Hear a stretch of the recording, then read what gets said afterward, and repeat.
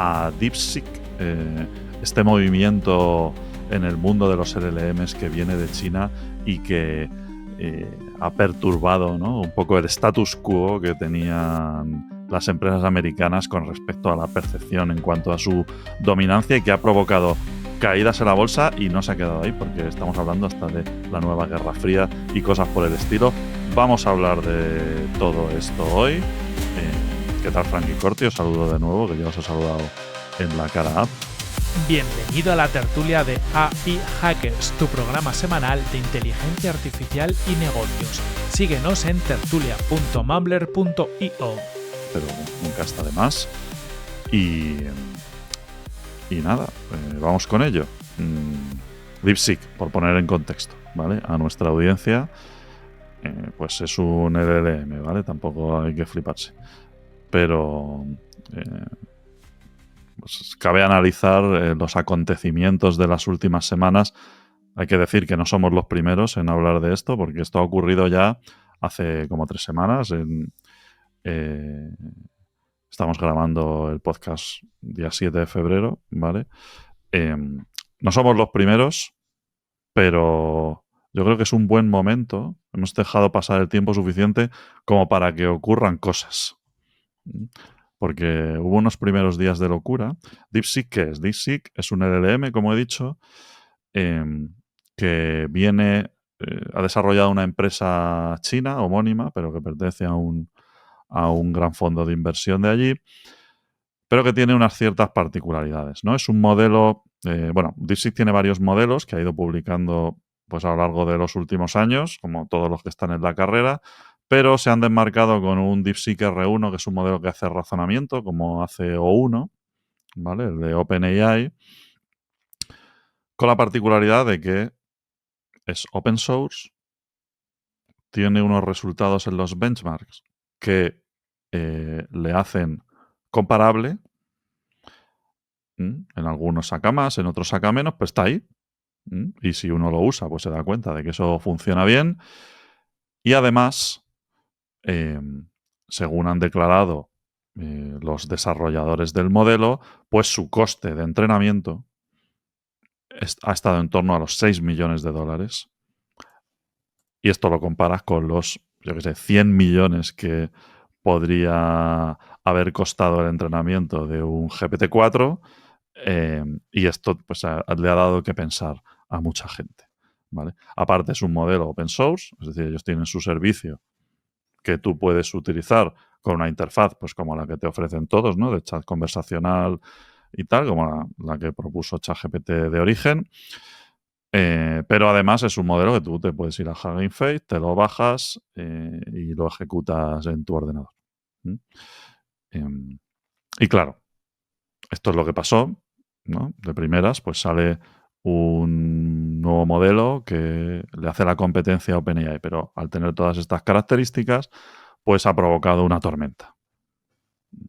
Y de esa tormenta y de los eventos que se han ido sucediendo vamos a hablar hoy aquí. Hoy en la tertulia cada vez hablamos de DeepSeek. Así que nada, chicos, ¿vosotros cómo lo habéis vivido todo esto? Que no ha terminado, ¿eh? Yo preocupado por el primer día, porque vi el hostiazo ese pegó Nvidia y dije, joder, para algo que tengo en bolsa que sube, que casi todo lo demás baja, me lo van a joder. Pero lo que has dicho tú, ¿no? Ya ha pasado un poquito de tiempo, tuvo una caída muy fuerte Nvidia en bolsa el día que se dio a conocer, pasó de 140 y pico a 118 dólares, pero se ha ido recuperando. Al final, ese día acabó en 118, estamos ahora en 128 y pico. Ves como que no ha sido una caída, luego un desplome.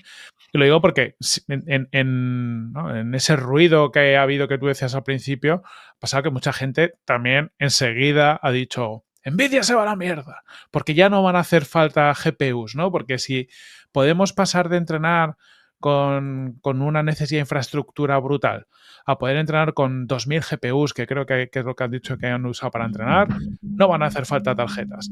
Y yo creo que una de las cosas que hemos visto es que esto no pasa. O sea, bueno, luego entraremos, ¿no? Hay mucha controversia sobre esto, sobre que realmente cuántas GPUs han utilizado y demás. Pero sí que tengo la sensación de que fue como un ruido muy fuerte y no, ahora es como que no es para tanto. Pero porque pasa como cuando vas a Madrid, que oyes un claxon pero enseguida oyes otro que es todavía más fuerte, ¿no? Que está más cerca. Estamos yendo a un ritmo que es igual. Cualquier cosa que pasa, al día siguiente ya se nos ha olvidado porque ha salido otra completamente, no os voy a decir distinta, pero sí que está por encima. Recuerdo que comentamos en la última que grabamos, que fue hace 2 semanas, claro, comentamos el tema de DeepSeek porque acababa de salir, había salido el día anterior o una cosa así, lo comentábamos muy por encima y dijimos el tema este del open source y del poco coste que había tenido, pero lo comentamos muy rápidamente y desde luego no pensábamos que fuera a tener ese impacto que tuvo al día siguiente. Y bueno, lo que nos ha traído a hacer esta cara B y mejor, vamos poco a poco, porque si no, hay tantas cosas que comentar que me lío yo solo aquí y no paro. Sí, yo creo que la caída, si queréis empezamos por ahí, la caída en bolsa de no solo de Nvidia, pero bueno, Nvidia pues es a reseñar, ¿no? Porque ha sido una caída histórica en cuanto a volumen de valoración, que esto, bueno, en otros tiempos hubiese provocado una crisis. ¿Por qué no ha ocurrido? Es algo a analizar. Bueno, pues seguramente porque no es para tanto. Pero la razón por la que se ve afectada la valoración en bolsa de Nvidia, que no es una empresa que se dedique a hacer grandes modelos de lenguaje, pues es a analizar, ¿no? ¿Por qué Nvidia cae? Porque no es algo tan inmediato, ¿no? Nvidia, como sabemos, es el principal proveedor de infraestructura especializada en inteligencia artificial de todos los grandes, digamos, entrenadores de modelos de lenguaje. De modelos de lenguaje de los gigantescos, ¿no? Y claro, en un escenario en el que se entiende que el futuro de la inteligencia artificial pasa por la inteligencia artificial de nivel, ¿no? Pasa por servicios hosteados por los que tú pagas para acceder a este razonamiento, por ejemplo, como en el caso de O1, pues se han puesto muchas expectativas. Y también, dentro de expectativas, también hablamos de economía. O sea, tú pones esta inversión, Nvidia ha multiplicado su valoración en los últimos años. O sea, esta caída es una mierda. Porque Nvidia ha subido órdenes de magnitud. Un 18% comparado con eso no es nada. ¿Vale? Total. O sea, por poner referencia, estamos hablando que Nvidia en 2023 estaba cotizando a $15 por acción no. y a día de hoy está a 128, justo lo que has dicho, prácticamente un orden de magnitud. No. Entonces, un 18% no es para tanto. Se puede esperar que haya caídas más fuertes desde este punto de vista. ¿Vale? O sea, si tú pasas de, creo que decía Taleb, ¿no? Hace poco, si tú pasas de 1 a 10, ¿no? Y de repente bajas a 9, todo el mundo se vuelve loco, pero lo miras en perspectiva y dices, oye, que estamos en 9 y estábamos en 1 hace nada, ¿no? Entonces no parece que sea una tendencia en plan que esto se va a desplomar y se va a pinchar la burbuja, pero sí cabe analizar, oye, por qué de repente los inversores cogen y dicen, oye, esto lo vendo en cuanto antes, ¿no? O hay una parte del mercado que dice que se vuelve más conservadora o lo que sea. Y es porque realmente se estaban poniendo mucha expectativa en esa promesa de que estas son las empresas que van a hacer dinero con esto. Estas y no otras. Y aquí estamos hablando de todas estas empresas, son todas americanas, ¿no? Todas del mismo tipo. En algunos casos empresas que no tienen, como es el caso de Nvidia, no tienen competencia. Porque el caso de Nvidia es este, precisamente. Una empresa que no tiene competencia real y al final, pues, si tú lo miras desde el punto de vista incluso histórico, poner todos los huevos en una cesta como esa, pues es una cosa que a uno le puede dar cierto miedo en cuanto la gente ve que hay un movimiento un poco extraño, pues es normal que diga, uy, ¿qué está pasando aquí? ¿Vale? No estoy diciendo que sea una burbuja ni que no haya nada detrás, sino simplemente que es que da miedo. Da miedo. O sea, a mí me parece tan Claro. raro que pase esto. Al final, lo que venía a ser era que de costar pues más de 100 millones, porque al final, dependiendo de la fuente, te decían una cosa u otra, ¿no?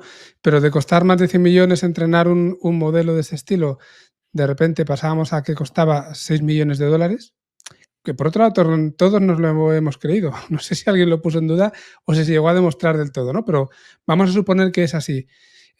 Claro, nos volvemos locos todos pensando que, uy, ya no van a hacer falta tantas tarjetas, lo que se dice la fiebre del oro, ya no va a hacer falta tantas palas, entonces los que fabrican las palas ya no tienen tanto valor.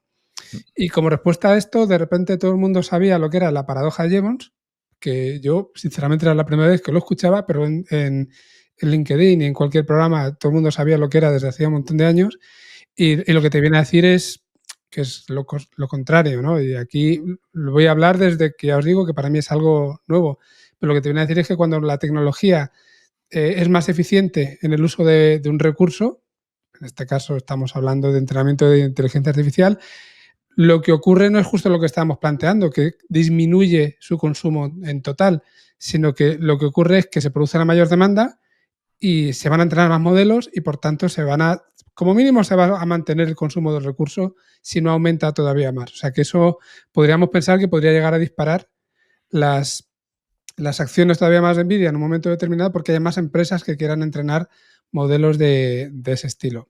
Luego es verdad que hay contraargumentos a todo esto y dicen que puede ocurrir perfectamente que esta demanda no crezca al mismo ritmo, que no haya tantas empresas que quieran entrenar tantos modelos tan grandes y bueno, pues que a lo mejor ya no se necesiten GPUs tan avanzadas, que también es parte de lo que le diferencia a Nvidia. O sea, podemos encontrarnos argumentos hacia los dos lados. Pero es verdad que cuando se habló de esto de la paradoja de Jevons es como que todo el mundo dijo, ya está. O sea, pasamos al pánico y en 2 minutos de repente, no, ya tengo aquí algo que me hace quedarme tranquilo y ya nos hemos quedado sin problema. Y es que somos como demasiado facilones, ¿no? No sé cómo lo veis. Sí. O sea, yo creo también que todo esto demuestra que lo decimos casi siempre, ¿no? Estamos en el fondo en etapas súper iniciales y no tenemos ni idea de muchas cosas, ¿no? Al final, a día de hoy seguimos resolviendo muchos problemas con fuerza bruta y en el fondo el que se necesiten 100 millones o más para entrenar un modelo ya te lo dice, ¿no? Que, o sea, seguro que dentro de un cierto tiempo no tendrá nada que ver. Seguramente no haya sido DeepSeek el que lo haya conseguido, luego traeremos ahí, pero acabará pasando. Entonces, claro, como hay tanta incertidumbre, va todo tan rápido y encima estamos, yo creo, priorizando ganar la carrera o estas empresas están priorizando correr más que ser más eficientes, que lo hemos hablado en muchas tertulias, pues al final es que cualquier cosa suena guay. O sea, me refiero estamos acostumbrados en los últimos años a puede haber un breakthrough también brutal que cambia absolutamente todo de un día para otro y lo aceptaríamos súper rápido porque es a lo que nos hemos acostumbrado estos últimos 2-3 años. Y es verdad un poco que más allá de que luego si queréis entramos de lo que haya hecho falta para entrenar a este modelo, cuando salió era como 27 veces más rápido que OpenAI para devolver una respuesta, con unos costes mucho más bajos. Lo que, claro, de primera también el mercado fue como, ostras, que vienen los chinos y van a cambiar todo, y luego enseguida, esa misma semana, tanto OpenAI y luego en la cara hemos hablado de esto, ¿no? Hemos hablado tanto de OpenAI como de Google que han sacado modelos a unos costes similares. También no tenemos ni idea, no tenemos ni idea si son costes similares porque van a palmar pasta simplemente por hacer frente a esto o realmente porque han sido capaces o están a punto de desplegar modelos bastante más eficientes. Hay mucha, en todo, esto de DeepSeek y las reacciones y demás, lo que hay es mucha niebla, ¿no? No tenemos mucha idea realmente de lo que hay por detrás. Sí, podríamos plantear a lo mejor que esto, al final los que salimos ganando somos nosotros, porque hemos pasado muy poquito tiempo de que han caído los precios de inferencia, ¿no? De las llamadas, de los tokens. Para este tipo de modelos han caído muchísimo y encima nos hemos visto beneficiados también porque los tiempos de respuesta han caído un montón. Esa parte yo creo que es muy positiva. Por otro lado, también te planteas, si no hubiera hecho esto DeepSeek, habrían nos habrían dado lo mismo también, habrían bajado los precios, habrían reducido el tiempo de respuesta OpenAI y Google como lo han hecho, porque lo que hemos visto es que podían. Aquí hay dos cosas. Una es que, evidentemente, OpenAI y Google, o sea, no era un secreto que estaban trabajando en los modelos O3 y Gemini 2.0, porque esto ya lo dijeron hace tiempo.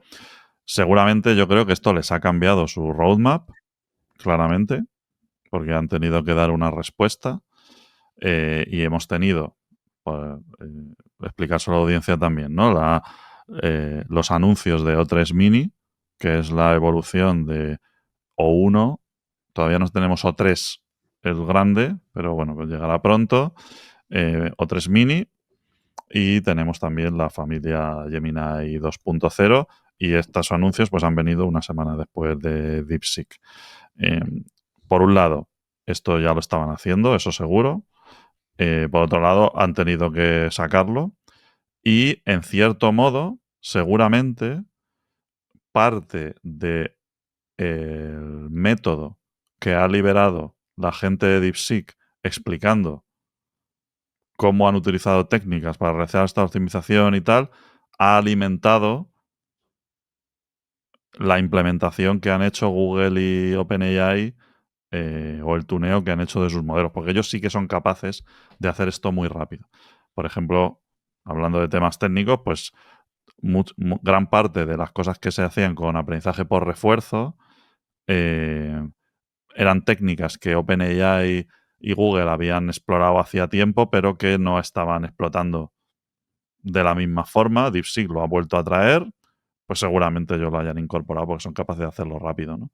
No es la parte, digamos, de entrenamiento fundacional, o sí, pero como son modelos pequeños, pues quizá lo pueden hacer rápido, ¿no? En una semana. No lo sé, pero el caso es que esto lo tenían sobre la mesa. Yo creo que les ha cambiado el roadmap y luego está la parte de los precios. La parte de los precios, eso estoy segurísimo de que han tenido que cambiar toda la estrategia que tenían. Porque es que el precio que han puesto va alineado con lo que ha dicho la competencia. O sea, no puede ser que fuera así. Y el otro día lo hablábamos, ¿no? O3 Mini cuesta la tercera parte que O1 Mini. Así, de un día para otro. Qué No hay coherencia, ninguna. 1, 3, tercera parte. Si lo miras así, ¿verdad? Entonces, claro, hay que decir que no han podido sacar el modelo O2 porque España se adelantó, como siempre. Y Telefónica, registramos. además. Exactamente. Siempre en la punta de lanza tecnológica. Así que bueno, yo creo que sí, que ha afectado, claro, evidentemente. Y los precios sobre todo, porque el otro ya lo estarían haciendo. Pero los precios, vamos, a eso han tenido que reaccionar, claramente. Y lo que tú dices de que nos vemos beneficiados nosotros, sin duda. Nos vemos beneficiados de que pasen estas cosas por este tema de los precios, porque se pongan las pilas y porque además esta gente ha liberado los modelos, ¿no? Que podríamos entrar en el tema open source. Es el momento de entrar, sí. Que aquí opinión de Jan LeCun, ¿no? Que hablaba de que esto no es una guerra entre Estados Unidos y China. No es que China le haya ganado la partida a Estados Unidos, sino que el open source le ha ganado la partida al modelo privativo, ¿vale? Que eso es algo que no es nuevo. Ha ocurrido muchas veces y, oye, aquí estamos en un escenario en el que hay una serie de players que tienen secuestrada una tecnología porque tienen, en gran medida, o sea, por un lado, porque tienen el talento, ¿no?, para hacerlo, pero eso llega a un momento que se diluye mucho.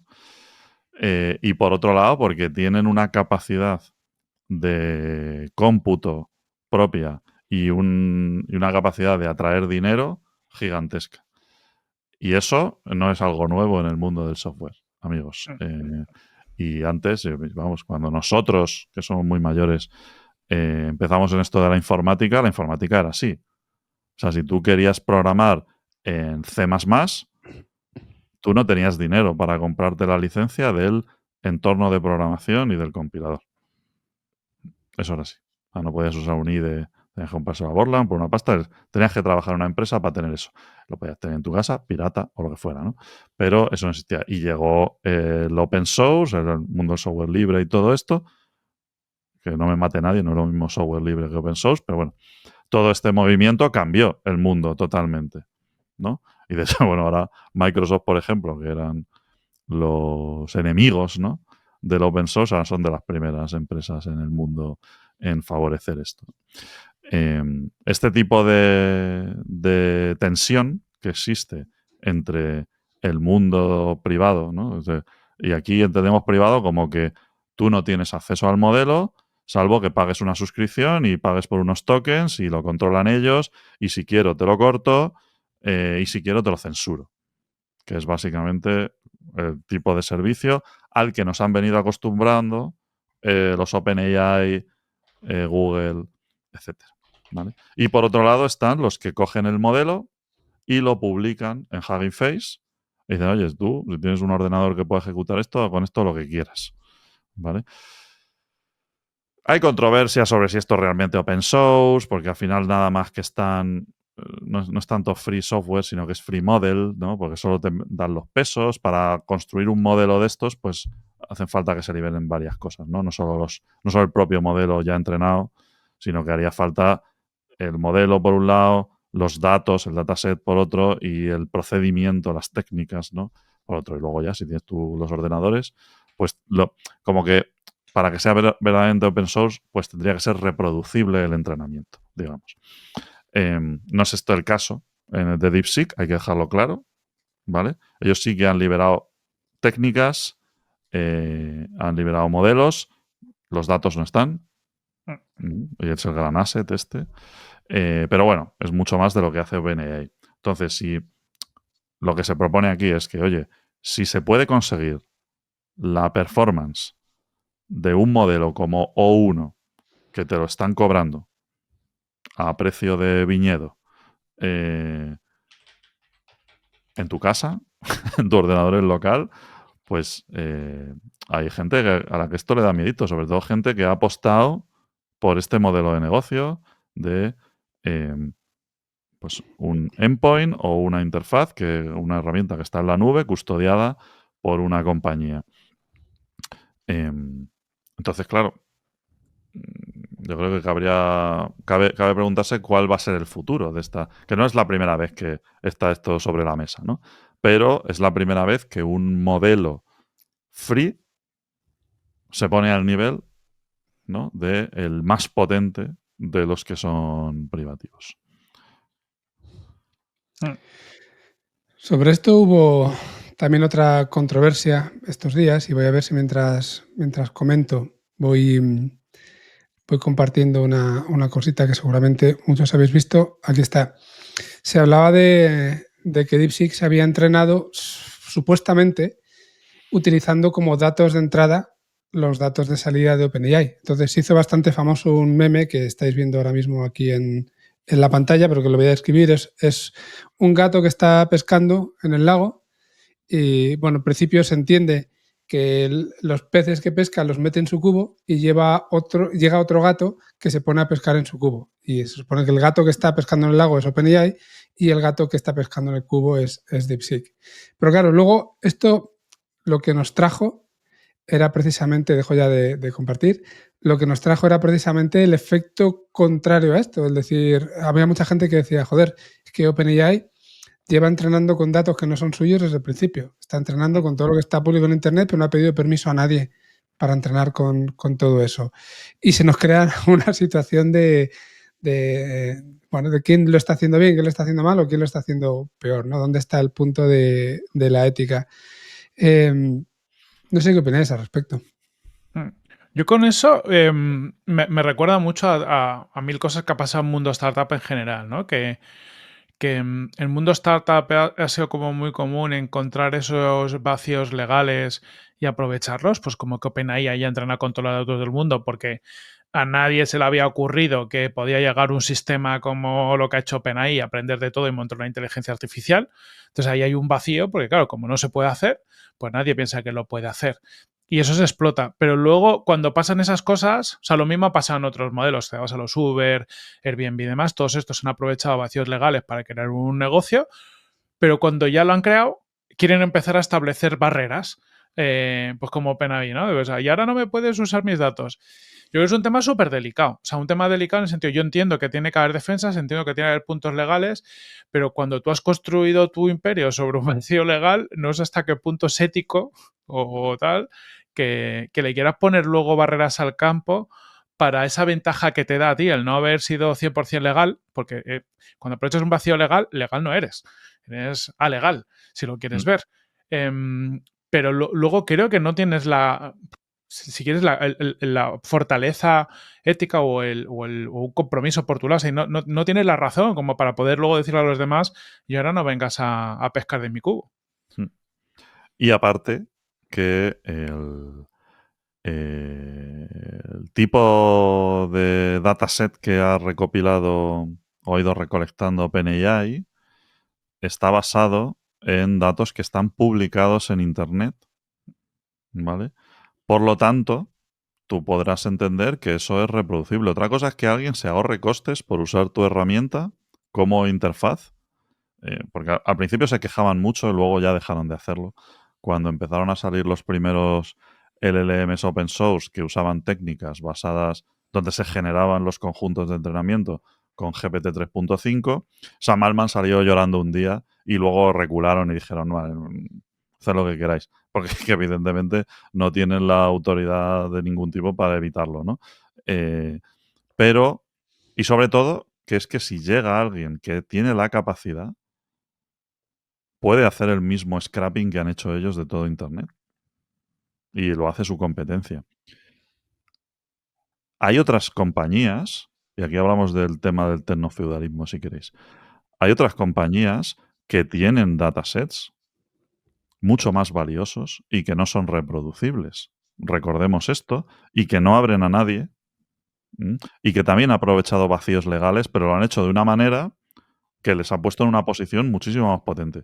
Porque Google o Meta, los datos que manejan agregados de todos sus usuarios, eso no lo tiene OpenAI ni lo tiene nadie. Solo lo tienen ellos. Y eso sí que les coloca en una posición de una ventaja competitiva increíble. O sea, ahí sí que no puede venir nadie a robárselo.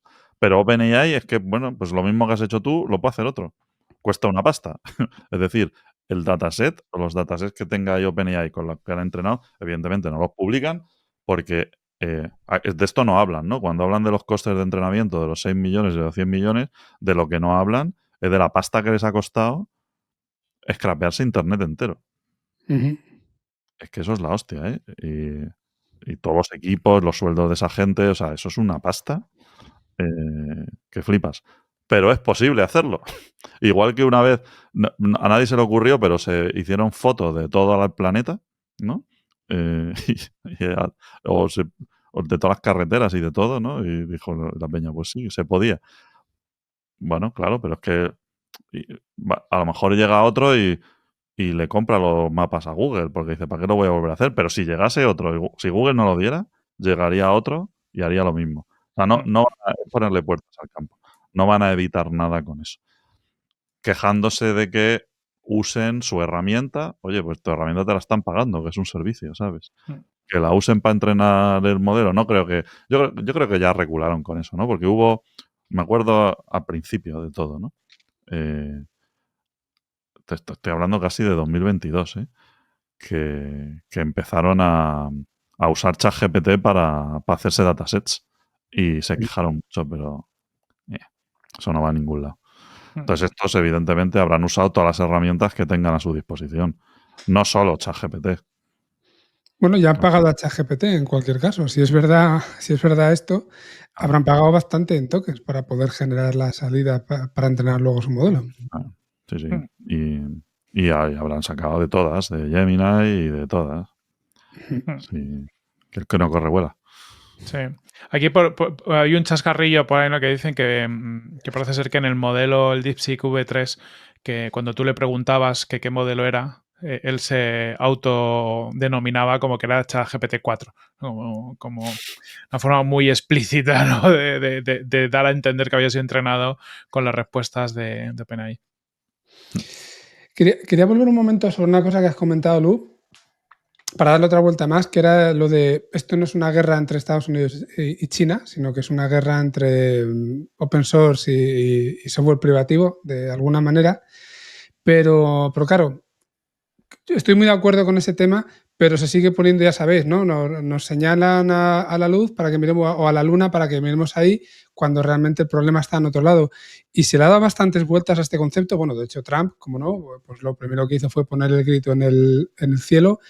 Y luego es verdad que ha sido, pues no sé si sospechoso, coincidente o qué, pero DeepSeek no es el único modelo chino open source que se ha lanzado últimamente. También Alibaba y Moonshot han lanzado otros hace muy poco, y eso era como otra excusa para decir, es que China está bombardeando a Estados Unidos, le está atacando, fíjate, que si Nvidia cae, que si ahora OpenAI no sé qué. O sea, sí parecía que había como una especie de ataque orquestado. Lo que pasa es que aquí es un poco, si queréis, conspiranoico o no, porque no sabemos. Claro, esto evidentemente no les deja sin razones a los que siguen manteniendo que es una guerra entre Estados Unidos y China. Y seguramente para el gran público siga siendo esa guerra entre Estados Unidos y China, porque no están tan acostumbrados a manejar estos conceptos de open source, frente a privativo y todo ese tipo de cosas.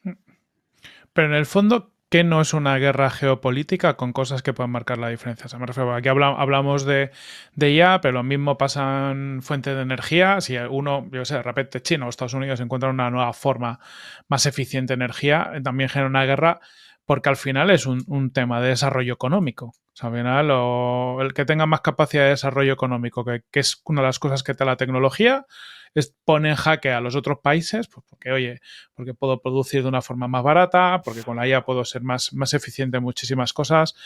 Yo creo que a veces también suena todo cuando te lo cuentan los medios, ¿no? Como un plan hiper mega orquestado y súper pensado. O sea, tú lo escuchas, ¿no? Y parece como que ha habido un pensamiento. Y yo creo que es más, no sé cómo es, como colonias de hormigas haciendo cosas, y evidentemente, pues entre ellas puede haber una guerra por los recursos y por lo que sea, pero que muchas veces no está todo tan orquestado.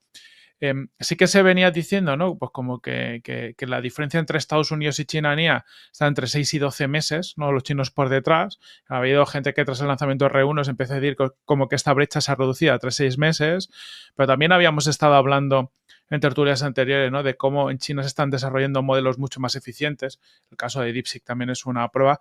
Entonces, a veces también yo creo que estas estimaciones, ¿no? De los expertos, 3 meses, tal, no sé qué, es que depende de muchas cosas, depende de qué. Lo hablamos en la cara A, ¿no? Cuando haces un benchmark. A lo mejor en potencia puede ser, pero, por ejemplo, parece que los chinos están desarrollando modelos muchísimo más eficientes, que a lo mejor hace que estén por delante los modelos americanos en algunas cosas y que eso pueda llegar a tener aplicaciones. Pero vamos, va a seguir habiendo guerra siempre desde la perspectiva que al final esto genera incentivos económicos. Y luego llevaba también a estos temas de seguridad. Al final parece que cuando el software es privativo es completamente seguro o es más seguro. Cuando hablamos de open source muchas veces nos viene la idea de que es más inseguro. Si encima de eso lo unimos China, que está dando servicio a Estados Unidos, pues ya apaga y vámonos. Están aquí para quitarnos toda la información y aprovecharla. Sí. No como los americanos. No como los americanos, efectivamente. No. Sí, sí.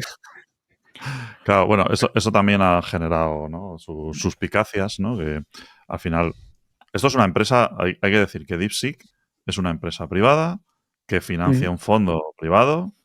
Lo que pasa es que como está en China, High Flyer se llama, lo que pasa es que como está en China, y en China hay unas leyes, ¿no? Que se mete miedo con esto, ¿no? Es que en China hay unas leyes que permiten al gobierno, si quiere, entrar a ver los datos que está recopilando DeepSeek, ¿no? Pues esta es la movida.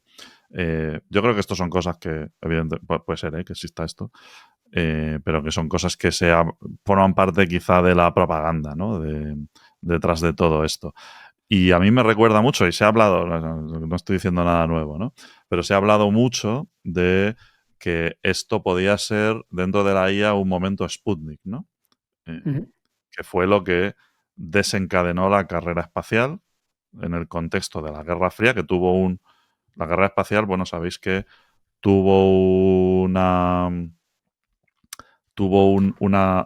protagonismo muy fuerte dentro de lo que fue la Guerra Fría. Esta carrera por quién estaba más avanzado en el espacio, ¿no? Cuando los rusos lanzaron el Sputnik fue una sorpresa porque los americanos iban por delante en todo y eran los únicos que estaban haciendo algo. Y de repente, pues te pasan por la derecha y dices, ¿qué cojones ha pasado aquí? Y eso fue una cosa que, bueno, yo os recomiendo leer el libro de Tom Wolfe, de Lo que hay que tener, ¿no? El de Elegidos para la Gloria, la película, que está muy bien y cuenta muy bien todo esto. Pero claro, es que en sociedades de las que no sabemos mucho, eso le pasó también a los nazis con la Unión Soviética, ¿no? Que de repente empezaron a haber tanques que no había registro que existieran y que pasaban las zanjas, aviones que volaban más rápido que los suyos y cosas así. De, ¿qué cojones? Pues ese tipo de cosas ocurren de repente, porque es que los americanos es como que hay un axioma que dice que por defecto somos los más avanzados del mundo. Hasta que de repente te pegan una hostia en toda la cara. Claro, es que si vas así por la vida, entonces ahora se ha puesto en marcha una maquinaria que no digo que lo de DeepSeek vaya a desencadenar, ¿no? Pero que recuerda aquello, ¿no? De repente, hostia, un sitio al que teníamos nosotros pensado llegar en 10 años, cogen estos tíos y un buen día nosotros no sabíamos nada y lo hacen. Claro. Pues Además, nadie descarta que en inteligencia artificial, perdona, ya termino, con lo que tú has dicho antes, Corti, que realmente el hecho de que no esté prohibido que se les vendan tarjetas de Nvidia, el hecho de que tal, está estimulando otro tipo de investigación allí. Y son gente que tiene muchos recursos. claro. Muchos recursos y mucho talento que se ha formado en Estados Unidos también. O sea, se han aprovechado de su sistema educativo para potenciar el suyo. No son tontos los chinos, ¿eh? Entonces, cualquier día, no digo que sea DeepSeek, pero un momento Sputnik puede pasar muy pronto con esto. Total. Yo creo que es muy importante eso, ¿no? El que, o sea, cuando hablamos además de guerra, tecnología y demás, Estados Unidos ya está haciendo movimientos que va haciendo tiempo de restringir exportaciones de chips. De hecho, no se rumoreaba mucho que DeepSeek, bueno, el hedge fund donde está de DeepSeek, había podido obtener GPUs de Nvidia a través de Singapur, porque saltándose las restricciones. Hay una defensa, o sea, sí que hay un miedo. No sé si guerra o lo que hablamos antes, pero sí que evidentemente hay un miedo de Estados Unidos de lo que la competencia que puede hacer China y la ha intentado poner trabas, y esto es una demostración también de que no le puedes poner puertas al campo. Que si tú, de hecho, quizás le viene bien a China, ¿no? Porque en el sentido de, venga, me lo pone más difícil, pues tengo que ser mucho más creativo. Se habla mucho también de, más allá de open source versus privativo, cómo DeepSeek ha demostrado que enfoques más innovadores o más out of the box pueden ayudar a ser mucho más óptimo. De hecho, se decía que el CEO el hedge fund donde está DeepSeek, que él está haciendo muchas contrataciones, pero que busca es que todo sea gente súper joven. O sea, gente que no venga con el bagaje de cómo se hace un modelo de este tipo por la industria, porque lo que quiere es romper las reglas del juego para buscar enfoques totalmente distintos. Y eso yo creo que es lo que está empezando a aportar China desde hace tiempo. Ya no hace mucho que dejó de ser los que copiaban para ser los que innovan desde otra perspectiva con un hambre bastante fuerte. La frescura, ¿no? Eso es una cosa que es difícil de medir y difícil de comprar también, pero que si tú la promueves como algo cultural, ¿no? Sobre todo evitas que te pase lo contrario, que es que vayan todos por el mismo canuto. Que esta guerra también entre los grandes, los Google, OpenAI, Anthropic y tal, que se han inventado los americanos, pues les hace hacer a todos lo mismo. Justo.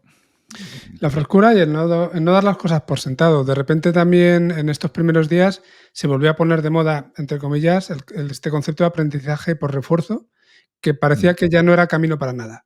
Después de que fuera muy prometedor, de hecho DeepMind es algo que ha utilizado mucho, lo hemos comentado otras veces, ¿no? Para muchas de sus aplicaciones, de repente parecía que ya no tenía aplicación y han llegado estos, le han dado una vuelta, lo han aplicado a su modelo y joder, pues otra vez nos vale.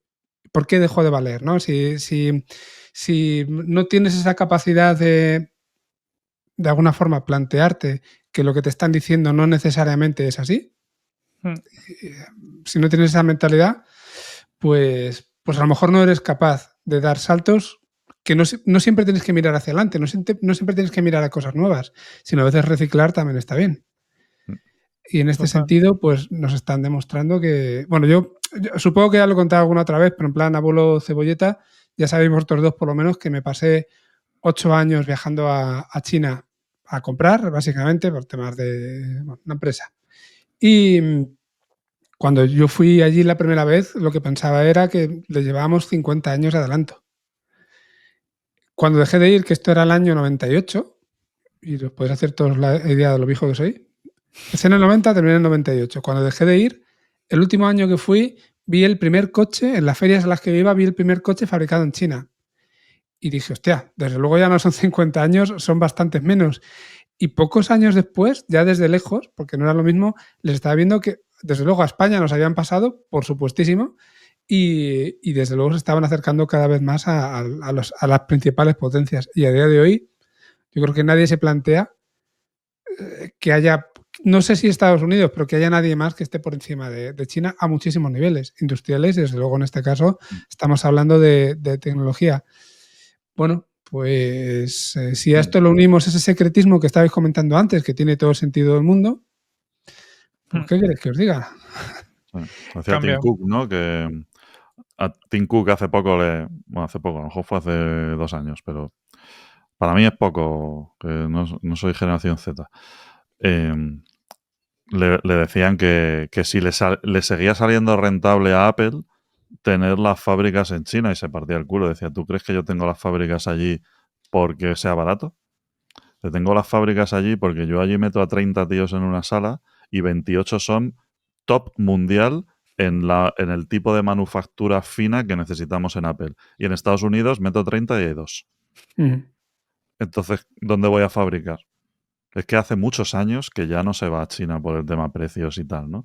Porque es que allí se ha desarrollado un conocimiento y se ha desarrollado un talento y lo han hecho bien. Y luego tiene sus cosas, evidentemente, es China. Es decir, tienen otro estilo, vamos a decirlo. Claro. Pero desde luego quieren ser los primeros, son inquietos y son súper ambiciosos. Los chinos, el concepto este de éxito que tienen ellos, ¿no? Les lleva a hacer los sacrificios que haga falta, además, para conseguirlo. Que puede ser en cierto momento emigrar y dejarlo todo para montar un negocio en otro país, y en otro tipo de ámbitos, a lo mejor en startup, es no dormir durante un mes seguido y cosas por el estilo. Están muy locos. Pero son cosas por las que nosotros, por ejemplo, no pasamos. Eso que has dicho, el precio es importante recalcarlo, porque es verdad que todos seguimos pensando que lo que es barato viene de China. Hace ya años que China dejó de fabricar así o lo redujo mucho, y lo que ha ocurrido es que se lo ha traspasado a países satélites, a países a otros países que están en esa zona, pero ya no se fabrica así. Ellos mandan la mierda fuera, por decirlo de alguna forma. Pero ahora mismo, por ejemplo, o sea, si tú te has pasado no sé cuántos años fabricando chips en China, ahora no quieras que no te salga una empresa china que fabrique chips igual o mejor que tú. Sí. Porque es que al final... Son los que se han pegado con los problemas, realmente. Claro. Total. Estamos diciendo cosas para que Corti no hace más que intentar entrar, no consiga. No Está haciendo ahí como, venga, voy. Dale. Que sí, que no, que sí, que no. No, pero quería profundizar porque hemos hablado de esto del aprendizaje por refuerzo, ¿no? Y de las innovaciones que ha metido DeepSeek, que yo creo que son muy interesantes por profundizar un poco. No, hablamos del aprendizaje por refuerzo, que es algo que está en los modelos incluso de OpenAI. Lo que pasa, hemos hablado muchas veces de ¿no? El Reinforcement Learning from Human Feedback, que es al final lo que se integra en estos modelos, donde al final se recopilan las respuestas de los modelos entrenados, los humanos se califican como buena o mala respuesta, se entrena un modelo y se va aprendiendo. Pero esto pasa en esta fase de entrenamiento. De censura. Digámoslo claro. De censura. Sí. Y lo que hace DeepSeek es un nuevo enfoque de aprendizaje por refuerzo, donde por un lado hay una como autoevaluación del modelo, porque DeepSeek genera múltiples respuestas a una pregunta y evalúa su propio razonamiento viendo cuál parece más lógica. trata de optimizar el razonamiento, es decir, no solo usa datos etiquetados, sino que lo que busca es iterando, mejorar su capacidad de razonamiento, y esto hace que no necesite ese feedback humano, que es un game changer. O sea, al final se han buscado un modelo mucho más automático para tener este feedback. No han tenido Y que hacer nada. bueno, programar, ¿no? Un poquito. Pero que es como muy ingenioso el enfoque. Y es como cómo aprovecho la IA para hacer este proceso de la IA en el que antes yo necesitaba humanos, que es bastante curioso. Sí, es verdad que los grandes, digamos, actores dentro del mundo de la inteligencia artificial que han explotado y han hecho avanzar el campo del aprendizaje por refuerzo han sido DeepMind y OpenAI en su época anterior a la era de los Transformers y hicieron muchísimos avances que en aquel momento nos parecían increíbles, ¿no? Y eso es lo que nos parecía ágil. Lo que nos parecía inteligencia artificial general es que una máquina aprendiese a jugar al ajedrez sin que nadie le explicase las reglas, solo jugando contra sí misma, ¿no? Y se hiciera mucho mejor que cualquier jugador de ajedrez conocido, o de Go, o de StarCraft, o lo que sea, ¿no? Pero es verdad que cuando llegaron los Transformers, Google propuso una forma de entrenar, ¿no? Y esto yo creo que era tan efectivo que hubo determinadas técnicas que se descartaron por defecto, como, bueno, yo creo que harían sus pruebas y dirían, va mejor así. Pero es verdad que tiene todo el sentido y que por qué no volver a traerlo a la palestra. Y para que pase esto, pues tiene que haber alguien que llega y rompe un poco el status quo, que es lo que ha pasado, ¿no? Entonces, para que avance el conocimiento, pues a veces también hay que saber volver atrás. Pero a mí esto me parece mucho más cercano a la inteligencia artificial general desde un punto de vista conceptual, ¿no? El hecho de que no necesites de intervención humana para determinadas tareas que lo otro, ¿no? Que está muy bien contar con el conocimiento humano si eso te aporta, pero realmente Claro. esto es mucho más IA, amigos. IA driven. Y no es lo único, ¿no? Porque también tienen toda la parte del mixture of experts, ¿no? Como que es algo que también había usado OpenAI, yo creo que parcialmente en algunos modelos, en otros Sí, se ha desechado. estuvo muy de Que moda al principio, sí.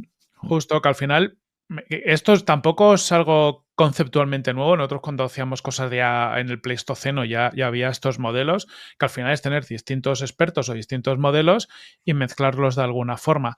Lo que pasa es que esta gente de DeepSeek ha sido como muy agresivo en la implementación de este modelo Mixture of Experts, que tiene hasta 256 expertos. Y yo creo, bueno, no, un poco lo que busca es tener modelos más pequeños, más especializados, que sean buenos, por lo tanto, mucho más eficientes, y buscar un poco cómo integrarlos, cómo utilizarlos con sentido, y que es una parte clave también de por qué han sido capaces de optimizar tanto entrenamiento como la parte de inferencia o incluso el uso de memoria, ¿no? Que se habla que usan el Multi-Head Latent Attention, MLA, que yo no tenía ni idea lo que es, esto lo estoy leyendo, pero que reduce entre un 80 y un 90% la memoria para poder hacer estos enfoques de una forma más agresiva. Cuando ves todo lo que han hecho, más allá de la discusión de si se usa más o menos GPUs, que eso sí que parece que al final hay un consenso de que el coste total es mayor, pero sí que tiene una cantidad de innovaciones que cambian un poco las reglas o el paradigma de lo que se estaba trabajando. Yo creo que muy en línea a lo que tú decías antes, Lu. Casi toda la industria estaba como tirando por un canuto con una serie de pasos que se iban copiando y de repente ha venido alguien y se les ha puesto al lado y ha dicho, oye, yo lo estoy haciendo de otra forma totalmente distinta. Y esto va a abrir seguramente una nueva carrera.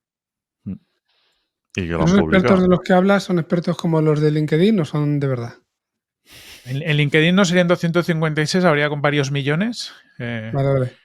Pero El LinkedIn ha sido un show, vamos a decirlo, seguir la carrerita esta, la experiencia esta de las 2-3 semanas desde DeepSeek. Sí. O sea, ahí has podido leer de todo.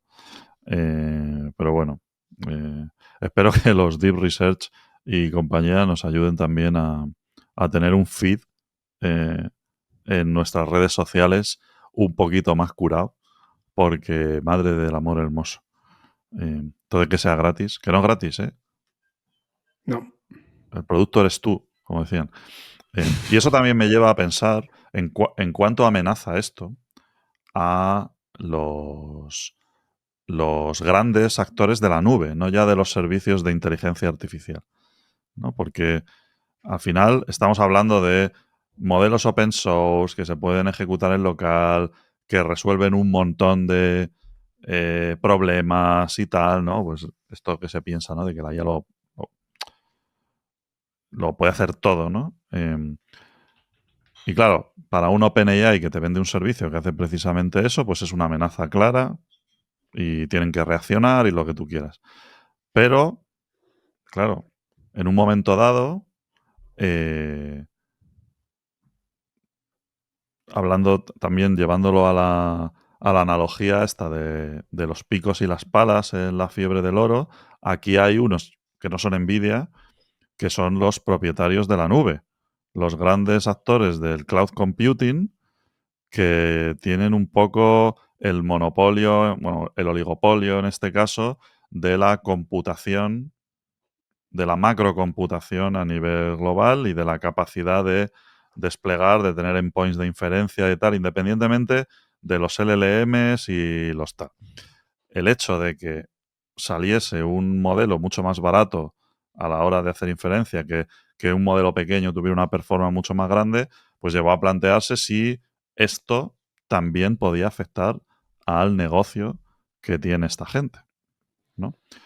Que, bueno, pues en opinión de algunos expertos es que sí y en otras es que no. Yo aquí estoy un poco de acuerdo con lo que dice, por ejemplo, Varoufakis, ministro Pop, que, que hablaba de que es que esta gente su asset de valor es otro, ¿no? Que es lo que saben de ti. Y, o sea, los Google, Amazon, etcétera. Y entonces que ahí es muy difícil competir con ellos, ¿no? Un movimiento como esto a ellos les afecta poco, porque al final eso lo tienen, ese tipo de conocimiento lo tienen preso y ellos pueden incluso modificar tu comportamiento a través de sus productos y de sus historias para que tú sigas yendo por el camino, ¿no?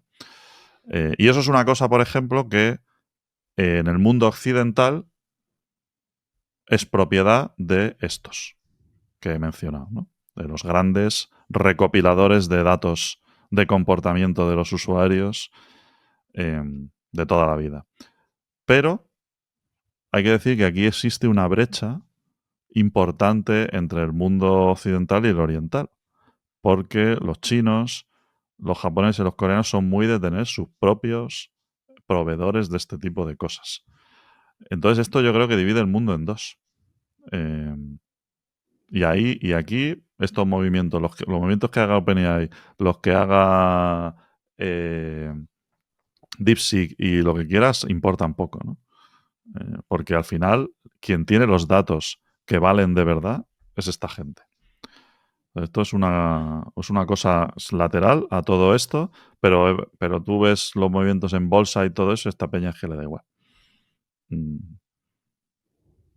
Es muy difícil. Has dicho muchas cosas. Yo, sobre todo en referencia, porque lo has comentado tú al principio, estamos hablando ya, nos hemos metido de lleno en el tecnofeudalismo, ¿no? Básicamente. Que Varoufakis es uno de los grandes exponentes.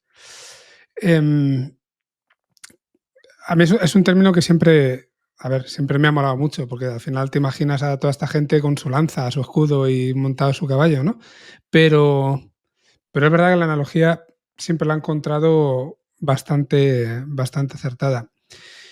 En este caso concreto, cuando dices que se abre una brecha, a mí lo primero que me viene a la cabeza es que la brecha es Europa. Es decir, estamos en medio, hay una zanja y nos hemos caído directamente, dependemos del resto. Claro, ¿qué significa todo esto para nosotros? Porque no tenemos, no te voy a decir la sartén por el mango, es que no tenemos ni un mango para coger absolutamente nada. No sé, somos como unos polluelos abriendo el pico a ver si alguien nos mete la comida en la boca. Y desde ese punto de vista feudal, si lo quieres ver así, estamos a completa merced, seguramente de Estados Unidos, por esa afinidad occidental que tenemos y porque ellos son los que tienen nuestros datos, como bien estabas diciendo, No sé si llegará algún momento en el que China pueda tener algún tipo de efecto con nosotros ahí, pero seguimos exactamente igual. A verla venir. Es difícil, ¿no? Que los chinos consigan tener esa posición en Europa, pues nosotros, como he dicho, pertenecemos a las empresas americanas. A ver, Europa no va a liderar nada de esto. Ya se tomó esa decisión hace mucho tiempo, que esa era nuestra carrera. A ver, bajo mi punto de vista, que hay mucho discurso también catastrofista con esto. Y decir, nos vamos a la mierda, tal. A ver, Europa es un mercado enorme y ese es su poder. O sea, sus medidas de presión son esas. Si quieres operar aquí, pasas por el aro. Luego, al revés también. Si quieres comprar esto, pasa por el aro. Entonces, tiene que llegar a acuerdos. Pero es verdad que nos pone en una situación de peligro. A mí me da un poco de pena desde el punto de vista de que se pierden oportunidades. Porque una comunidad como la europea, donde hay tantísima gente y que es, digamos, vamos a decir así, primer mundo, ¿no? Que ya hemos dado los pasos de desarrollo que tenemos que dar, de hecho los dimos antes que nadie, pues que no estemos haciendo nada. No es nada, nada es una palabra muy grande, ¿no? Pero que no estemos en esta batalla me da un poco de pena. O sea, ¿dónde estamos, no? Es un poco... Pero que nos vamos a la mierda, no sé qué, todo eso. Es un poco clickbait esto, ¿no? Porque Europa, claro, es un mercado interesantísimo para todo el mundo y las empresas pasarán por el aro para hacer negocios aquí. Totalmente. Evidentemente. Pero no vamos a ir a la mierda, pero sí que carecemos completamente de control. O sea, estamos a merced de lo que quieran hacer con nosotros. Es verdad lo que tú dices, es un mercado gigantesco, de hecho más grande que Estados Unidos en cuanto a gente, pero Claro. no tenemos capacidad de reacción. Sí, pues le pones una multa de 3 pares de cojones y ya está. Eso es lo que hacemos. ¿Y de qué Llega nos sirve? Google, no acepta no sé qué, zagadrús. Y así. Ahora estamos con el tema de la IA, pues todo el mundo lo sabe, ¿no? Estamos en una situación jodida por la guerra con Meta. Ujú. Eso es quizá el máximo exponente, pero ocurre con muchas otras tecnologías que nos llegan más tarde. Apple Intelligence. No tengo Apple Intelligence. Yo tengo un iPhone, ¿no? No tengo Apple Intelligence en mi móvil. Yo creo que ese tipo de cosas ya, evidentemente, si nosotros tuviéramos nuestra propia tecnología, pues serían menos preocupantes, evidentemente. Pero ya no es un tema de que nosotros no desarrollemos, sino que es que encima, en Europa, pues lo que se hace es intentar evitar. O sea, la manera de mantener un estatus pseudo competitivo es ponerse durísimos, ¿no? Con ciertas cosas. Y al final, a quien nos está afectando es a los consumidores finales europeos. Porque va la gente con pie de plomo. Que aquí te meten o sea, las empresas, evidentemente, tienen que tener mucho cuidado, porque aquí te meten una hostia. Como salgas un poco de la línea, y en eso sí que Europa tiene una potencia tremenda, porque te dicen, se te acaba el negocio. Claro, ¿en qué se traduce eso? Pues que no tengo Apple Intelligence, que no tengo modelos multimodales de llama, que no tengo acceso a la tecnología de última generación. Y eso, por ejemplo, para el desarrollo tecnológico de las empresas que se dedican a la tecnología, por ejemplo, como la nuestra, es un problema de Ujú. cojones. Es un problema serio.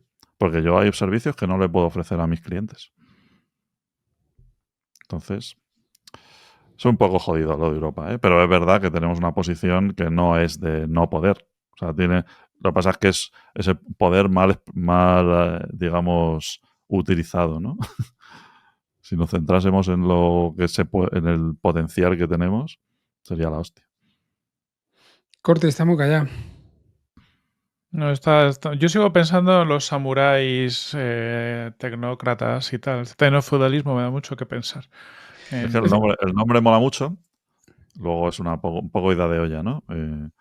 Pero el nombre mola un montón. A mí me trae también a la cabeza todo lo que estamos hablando. No sé si os acordáis de esta serie mitiquísima que se llamaba Firefly.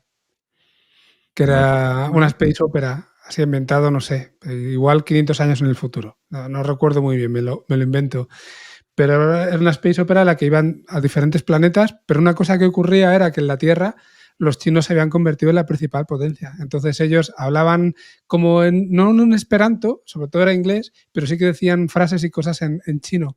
Era como que sí. la cultura china estaba presente en todas partes también, ¿no? Pues bueno, quién sabe, igual que los Simpson nos han ido diciendo que era lo que iba a pasar en nuestras vidas en los últimos 30 años, igual ellos también han adivinado el futuro, habrá que verlo. Por el bien de la humanidad, yo tengo una visión optimista. Es decir, creo que el siglo XX, por ejemplo, o sea, dentro de la época moderna, ¿no? La época del desarrollo, creo que el siglo XX tuvo cosas muy malas en cuanto a lo que es el enfrentamiento entre civilizaciones y se ha aprendido mucho de esto. Creo que estamos condenados a entendernos. Y de la misma forma que China es un país que se ha abierto mucho, porque han visto potencial en aprovechar también de aprender de lo que hacen los otros. Lo han hecho bien esto, ¿eh? Pues nosotros a lo mejor deberíamos abrirnos también un poco a aprender de ellos, ¿no? Y ver qué cosas se pueden hacer juntos. Y luego, la gente que busca el conflicto del malo, quiero decir, para el desarrollo geopolítico o incluso personal, pues creo que eso es una especie en extinción ya. Sí, malo o bueno es muy subjetivo. Pero bueno, se dice mucho que Europa, iba a decir es un país, es un ente, llámalo como quieras, en decadencia, viejo. El nuevo imperio romano, ¿no? que realmente tiene los días contados y no estaría de más que tratáramos de reaccionar desde mi punto de vista. O sea, creo que tenemos la capacidad, el dinero desde luego lo hay. Muchas de las mejores mentes de aquí se tienen que terminar yendo fuera a Estados Unidos, como hace mucha gente, para poder tener acceso a todo lo que estamos contando, a la capacidad de investigar, de innovar, de poder trabajar con las últimas tecnologías, con todo lo... Bueno, pues seguramente a China no podemos ir por lo que decís, porque ellos tienen a su gente muy bien formada allí. De hecho, ya se han ocupado. Y el libro este de Kai-Fu Lee, nunca me acuerdo cuál era el nombre, China AI, creo que no lo recuerdo muy bien cómo era el nombre del libro. ¿Hay superpowers? ¿Era? AI Superpower, efectivamente. Gracias. Joder, es un libro que tiene ya varios años, no sé, 5 o 6 por lo menos. Y es un libro que ya te está adelantando lo que está pasando a día de hoy y cómo lo han ido trabajando durante un tiempo. O sea, esto no es... Igual que los nazis no surgieron de la nada y que nadie piense que estoy comparando a China con los nazis en el sentido de la Segunda Guerra Mundial, pero sí en el sentido de fue algo silencioso que de repente cuando te quisiste dar cuenta pues tenían las máquinas más avanzadas, tenían todo para una conquista que fue muy, muy dramática. Bueno, pues aquí igual van a tener todo para otro tipo de conquista diferente. No tiene por qué ser exactamente igual. Sí, no sé si es conquistar su inquietud.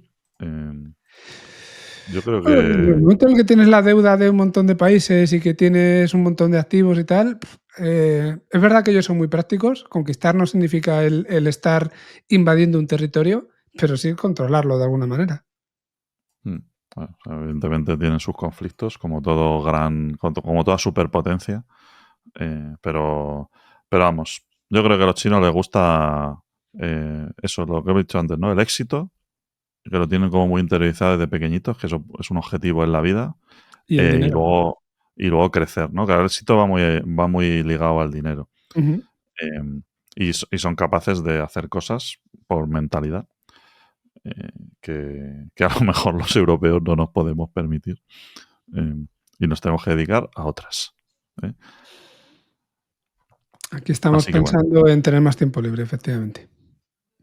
Sí, por ejemplo, que no digo que no lo tengan los chinos, pero vamos, que No tanto, porque te lo puedo asegurar. En España se vive muy bien, Sí, sí. lo que hay. Lo que ganas por un lado, ¿eh? Así que bueno. Pues nada, ya hemos arreglado el mundo. Nos hemos Gracias, quedado a DeepSeek. gusto.